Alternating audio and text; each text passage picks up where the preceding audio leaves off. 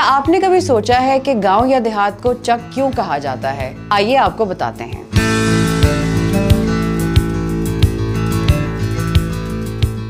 हम में से अक्सर लोग देहातों से शहरों में आकर बस गए हैं। लोग बेहतर रोजगार, तालीम और बेहतर सहूलियात के हुसूल के लिए शहरों का रुख करते हैं, लेकिन अभी भी लोगों की एक कसीर तादाद देहात में बसती है। लेकिन हम में से बहुत कम लोग जानते हैं कि गांव या देहात को चक क्यों कहा जाता है। देहात को उर्दू में गांव कहा जाता है और इंग्लिश में विलेज। लेकिन जब हम किसी से इसके गांव के एड्रेस या पता पूछते हैं तो हमें बताया जाता है चक नंबर फला फला। लिहाजा यहाँ पे सवाल पैदा होता है कि चक क्या है और चक नंबर क्या है, जबकि देहात के पते को गांव के नंबर से भी लिखा जा सकता था। फिर लफ्ज चक का इस्तेमाल क्यों किया गया? इस बात का जवाब फलसफे के मशहूर उस्ताद और कई किताबों के मुसन्निफ सैयद अली अब्बास जलालपुरी कुछ यूं देते हैं कि जब कुआं खोदा जाता है तो इसमें एक गोल लकड़ी का चक लगाया जाता है और इस चक के गिर्द ईंटें चुन दी जाती हैं। इस तरह बरतानवी राज के दौरान दूर दराज की जमीनों को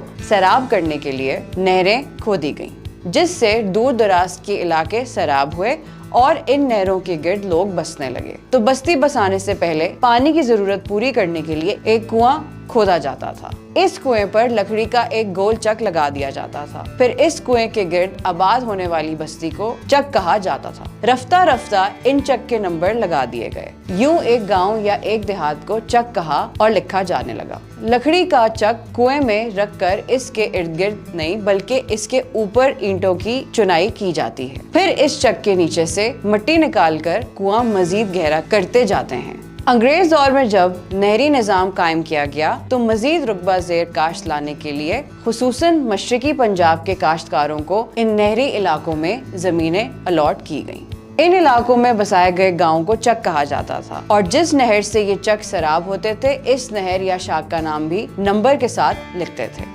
जैसे चक नंबर 67 गाफ बे गोगीरा ब्रांच या चक नंबर 77 रे बे रख ब्रांच। यही नंबर और नाम अब इन चकों की पहचान है।